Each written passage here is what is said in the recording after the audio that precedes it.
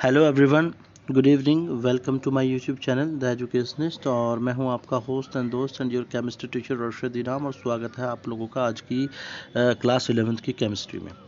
तो जैसा कि आप लोगों को पता है बेटा कि हमने चैप्टर 1 स्टार्ट किया हुआ था, some basic concept of the chemistry. तो उसमें आज का जो हमारा टॉपिक रहेगा वो रहेगा मोल कॉन्सेप्ट। तो बेसिकली ये बहुत इंपॉर्टेंट टॉपिक है और इसको अलग अलग तरीके से पढ़ा जा सकता है with the help of the formula, और बहुत अलग अलग बुक्स में अलग अलग तरीके से इसको एक्सप्लेन किया हुआ है। लेकिन आज आप लोगों को मैं एक ऐसा टॉपिक बताऊंगा, इस तरीके से इसको पढ़ाऊंगा कि आप लोग इसकी हेल्प से दूसरे जो टॉपिक्स हैं उनके न्यूमेरिकल्स को भी सॉल्व कर सकते हैं। और बहुत ही आसान और क्लासिकल कॉन्सेप्ट, जो कि मेरा खुद का अपना बनाया हुआ टॉपिक है, तरीका है, मेथड है, उससे मैं आप लोगों को पढ़ाऊंगा। तो चलिए शुरू करते हैं। तो जैसा कि आप लोगों को पता है, हमने पिछली वीडियो में अपना एटॉमिक मास के बारे में डिस्कस किया था, और उसके बाद हमने मॉलिक्यूलर मास के बारे में डिस्कस किया था, ठीक है। और उसके बाद हमने फॉर्मूला मास के बारे में डिस्कस किया था, क्या होते हैं चीज़ें। तो किसी भी एक एटम का मास एटॉमिक मास होता है, किसी भी एक मॉलिक्यूल सिंगल मॉलिक्यूल का मास मॉलिक्यूलर मास होता है, और किसी भी सिंगल आयनिक कंपाउंड का जो मास होगा फॉर्मूला मास, वो फॉर्मूला मास कहलाता है। इनको हम जनरली यूनिफाइड या AMU में रिप्रेजेंट करते हैं, यानी कि एटॉमिक मास यूनिट। तो आज से हम उससे आगे देखने वाले हैं। तो ग्राम एटॉमिक मास क्या होता है? The atomic mass of an element express in gram is called gram atomic mass. यानी कि किसी भी सब्सटेंस के खाली एटॉमिक मास और ग्राम एटॉमिक मास में सिर्फ यूनिफाइड और आपकी यूनिट का डिफरेंस होता है। फॉर एग्जांपल, अगर हम एटॉमिक मास की बात करें ऑक्सीजन की, तो 16 यूनिफाइड हो जाएगा या AMU हो जाएगा। और अगर उसके ग्राम एटॉमिक मास की बात करें तो 16 ग्राम हो जाएगा। वैल्यू उतनी ही रहती है, बस आपकी यूनिट चेंज हो जाती है। इसी तरह से हमने देखा मॉलिक्यूलर मास क्या होता है, और अब हम देखते हैं कि मॉलिक्यूलर मास हमने वीडियो में देखा, किसी भी एक सिंगल मॉलिक्यूल का नंबर ऑफ एटम्स का जो मास का आपका सम होता है वो मॉलिक्यूलर मास कहलाता है। उसको यूनिफाइड में एक्सप्रेस करते हैं, और उसका अपोजिट हो जाएगा ग्राम मॉलिक्यूलर मास। तो the molecular mass of a substance express in gram is called gram molecular mass. जैसे H2SO4 की बात करें तो इसका खाली मॉलिक्यूलर मास 98 यूनिफाइड हो जाएगा या AMU हो जाएगा, और इसी सेम सब्सटेंस का ग्राम मॉलिक्यूलर मास एक मॉलिक्यूल का 98 ग्राम हो जाएगा। तो यहाँ पर भी सिर्फ यूनिट चेंज हो रही है। इसी तरह से हम देख सकते हैं फार्मूला मास, हम आयनिक कंपाउंड्स के जो आयंस होते हैं उनके मासेस के सम को कहते हैं। तो फार्मूला मास जैसे हमने डिस्कस किया था पिछली वीडियो में, ये भी बिल्कुल सेम ही होगा। NaCl का जो आपका एटॉमिक मास मॉलिक्यूलर मास होगा, फार्मूला मास होगा, सॉरी मैं गलत बोल गया, 58.5 होगा, और इसका ग्राम फार्मूला मास आपका 58.5 ग्राम हो जाएगा। तो ये दोनों चीज़ें, तीनों चीज़ें एक दूसरे से आपस में रिलेटेड हैं। तो अब हम देख लेते हैं मोल कॉन्सेप्ट। तो ये बेसिकली एक तरह की यूनिट होती है, आपने 7 बेस यूनिट पढ़ी होगी फिजिक्स में या केमिस्ट्री में। उसमें the amount of the substance को हम रिप्रेजेंट करते हैं बेटा मोल से, है ना, इसको स्मॉल n से रिप्रेजेंट करते हैं। तो और एक हमने पिछली वीडियो में दो केमिकल कॉम्बिनेशंस जो लॉ थे उनमें पढ़ा था, एवोगैड्रो लॉ, यानी कि सभी जो गैसेस होती हैं उनके 1 मोल में इतने नंबर ऑफ एटम या मॉलिक्यूल्स होते हैं। तो keeping these thing in your mind, आगे बढ़ते हैं। ये बाकी सारी थ्योरी आप पढ़ लीजिएगा, ये सिंपल है। अब हम इसको आसान तरीके से देखेंगे, हम सीधा डायरेक्ट 3 डेफिनेशन देखेंगे यहाँ पर, उन तीनों से आपको समझ में आ जाएगा। तो आपका जो मास है, वो जो मोल है, नंबर ऑफ मोल, वो बेसिकली 3 चीज़ें बताता है। मैं आपको तीनों बता देता हूँ। आपका जो नंबर ऑफ मोल है सब्सटेंस का, वो ये बताता है कि उसका मास कितना है ना, उसके अंदर नंबर ऑफ एंटिटीज़ कितने हैं, यानी कि कितने उसमें मॉलिक्यूल्स हैं, कितने एटम्स हैं, और उसका अगर वो गैसियस है उसका वॉल्यूम कितना है। तो हम मास, एंटिटीज़ और वॉल्यूम के बेस पर ये 3 डेफिनेशन देखने वाले हैं। ध्यान से देखिएगा, ये बहुत इंपॉर्टेंट पार्ट है इस टॉपिक का। तो अगर ये क्लियर हो गया तो आपको सब कुछ क्लियर हो जाएगा। तो पहली डेफिनेशन है, शुरू करते हैं। इन टर्म्स ऑफ द मास, तो a mole of a substance is defined as the amount of the substance which has mass equal to the its gram atomic mass if it is atomic, और gram molecular mass if it is molecular। यानी कि किसी भी substance का जो 1 मोल का मास होगा वो उसके ग्राम एटॉमिक मास के इक्वल होगा, और अगर वो एटॉमिक है तो, और अगर वो मॉलिक्यूलर है तो उसका मास इक्वल हो जाएगा 1 ऑफ मोल का उसके ग्राम मॉलिक्यूलर मास के equal. For example, 1 mole of carbon atom का मास 12 ग्राम होगा, 1 मोल ऑफ सोडियम एटम का मास 23 ग्राम होगा, 1 mole of the oxygen atom का 16 ग्राम होगा, 1 मोल ऑफ ऑक्सीजन एटम का मास 32 ग्राम होगा, 1 मोल ऑफ H2O का मास 18 ग्राम होगा, 1 मोल ऑफ कार्बन डाइऑक्साइड का मास 44 होगा। यहाँ पर आप देख सकते हैं कुछ भी चेंज नहीं हुआ है, बस 1 मोल ऑफ कोई भी सब्सटेंस हो, चाहे एटॉमिक हो चाहे मॉलिक्यूलर हो, तो उसका मास इक्वल हो जाएगा उसके ग्राम एटॉमिक मास या ग्राम मॉलिक्यूलर मास के इक्वल। तो ये एक चीज़ हो गई। उसके बाद बात करते हैं second definition in terms of the number, यानी कि नंबर ऑफ एंटिटीज। तो a mole of a substance is defined as the amount of the substance which contain Avogadro number of atoms if it is atomic, और Avogadro number of molecule if substance is molecular. यानी कि एक mole of substance है तो उसके अंदर कितने atoms होंगे, तो equal to the Avogadro number. इसको वैल्यू को ये कांस्टेंट होता है 6.022 इंटू 10 की पावर 23। ये हमने पीछे एवोगैड्रो लॉ में भी देखा था, ऊपर भी मैंने आपको बताया। और अगर वो मॉलिक्यूलर है तो उसके अंदर नंबर ऑफ मॉलिक्यूल कितने होंगे, इतने ही होंगे। ठीक है, for example A mole of carbon atom में इतने कार्बन एटम होंगे, ए मोल ऑफ सोडियम एटम में इतने सोडियम एटम होंगे, ए मोल ऑफ ऑक्सीजन एटम में इतने एटम्स होंगे, ए मोल ऑफ ऑक्सीजन मॉलिक्यूल में इतने मॉलिक्यूल होंगे और इतने का डबल एटम होंगे, क्योंकि एक ऑक्सीजन मॉलिक्यूल में 2 एटम होते हैं। ठीक है, ए मोल ऑफ H2O में इतने मॉलिक्यूल होंगे, ए मोल ऑफ कार्बन डाइऑक्साइड में इतने मॉलिक्यूल होंगे। तो ये बिल रट्टाफिकेशन है, रटने वाली चीज़ है। नंबर थर्ड बात करें इन डेफिनेशन में, अगर आपका जो सब्सटेंस है वो गैसेस है तो कितना वॉल्यूम आपका ऑक्यूपाई करेगा, तो इसको हम यहाँ देखते हैं। In case of gases, a mole of a gas is defined as that amount of the gas which has volume 22.4 litre.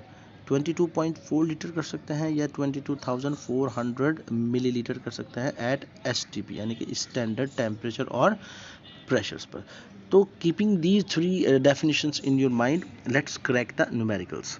सबसे पहले यहाँ पे कुछ फॉर्मूले देख लेते हैं। ए मोल ऑफ एटम, उसके अंदर ग्राम एटॉमिक मास के इक्वल मास होगा, इतने उसमें एटम्स होंगे। और मॉलिक्यूल के केस में देख लेते हैं, ग्राम मॉलिक्यूलर मास के इक्वल मास होगा, इतने उसमें नंबर ऑफ मॉलिक्यूल्स होंगे equal to the Avogadro constant, और इतना वॉल्यूम ऑक्यूपाई करेगा वो STP पर। चलिए अब आगे कुछ न्यूमेरिकल्स देख लेते हैं कैसे उसने सॉल्व किए हैं। तो पहला न्यूमेरिकल्स आपका आता है कैलकुलेट द मास ऑफ। यहाँ पर 2 चीज़ें पूछी गई हैं, an atom of silver, A molecule of carbon dioxide. तो यहाँ पर गिवन में भी दिया है उसने एटॉमिक मास 108। तो 1 मोल ऑफ Ag एटम 108 ग्राम, यानी कि 1 मोल ऑफ सिल्वर में कितना मास होगा, उसके ग्राम एटॉमिक मास के इक्वल हो, जो है 108 ग्राम।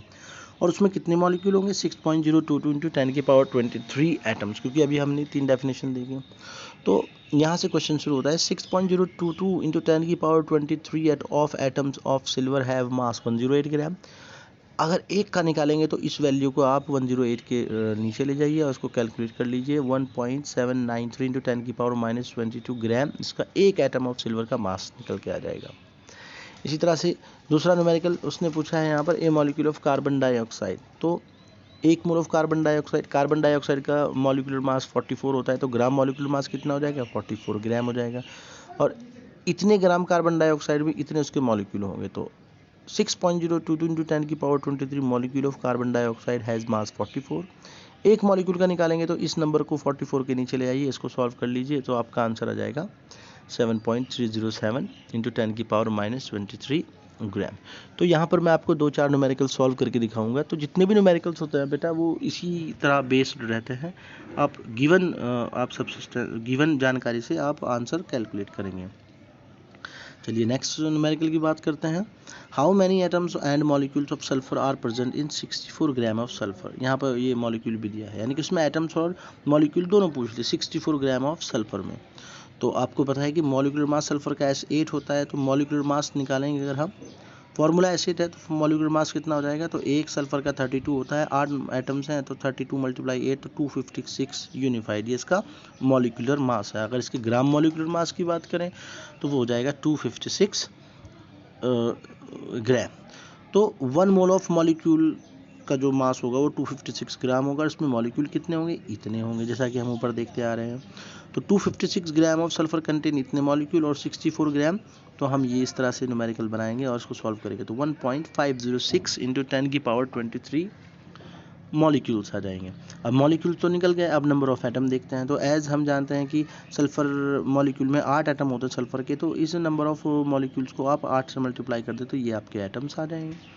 ठीक है, तो बाकी जो नेक्स्ट न्यूमेरिकल दिया हुआ है वो भी बिल्कुल इसी तरह, इसको आप छोड़ दीजिएगा, न्यूमेरिकल नंबर 3 इसको आप छोड़ दीजिएगा, ये थोड़ा सा हटके है, इसको आप हायर क्लासेस में देखेंगे।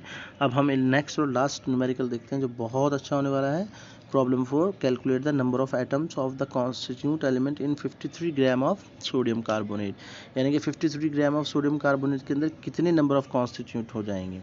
तो बाय मोल कॉन्सेप्ट, आप अगर ये आयनिक होता है सोडियम कार्बोनेट तो यहाँ पर एटॉमिक मास और मॉलिक्यूलर मास नहीं चलेगा, यहाँ पर फार्मूला मास चलेगा। तो पहले हम फार्मूला मास निकालते हैं, सोडियम कार्बोनेट का 106 यूनिफाई रह जाएगा, और अगर इसके ग्राम फार्मूला मास की बात करें तो 106 ग्राम हो जाएगा।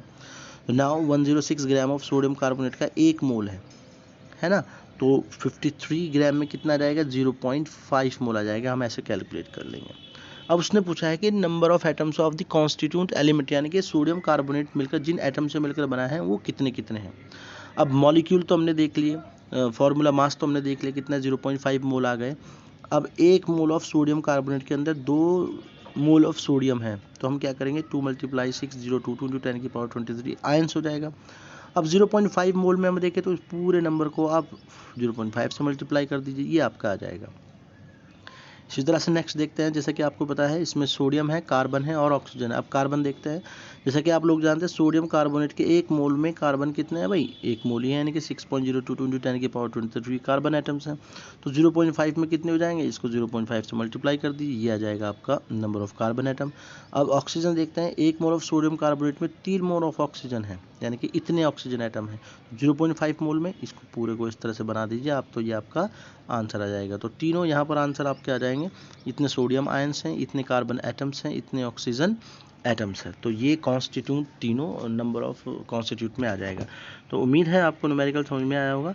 बाकी इसके अलावा यहाँ पर और भी बहुत सारे न्यूमेरिकल्स दिए हुए हैं, प्रॉब्लम फॉर प्रैक्टिस 1 2 3 4 5 6 7 और आगे 8 9 10 11 12 दिए हैं। तो जितने भी आपसे हों उनको सॉल्व करने की कोशिश कीजिएगा।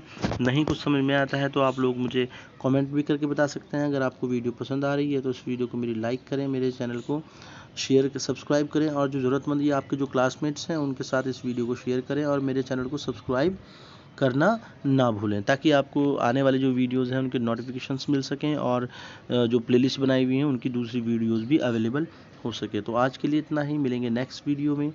तो तब तक के लिए अपना ध्यान रखिए, ख्याल रखिए अपना और अपनों का, और हंसते रहिए, मुस्कुराते रहिए, और ऐसे ही मेहनत से दिल लगाकर पढ़ते रहिए।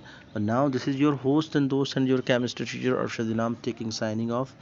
Thank you and have a nice day. Thank you all.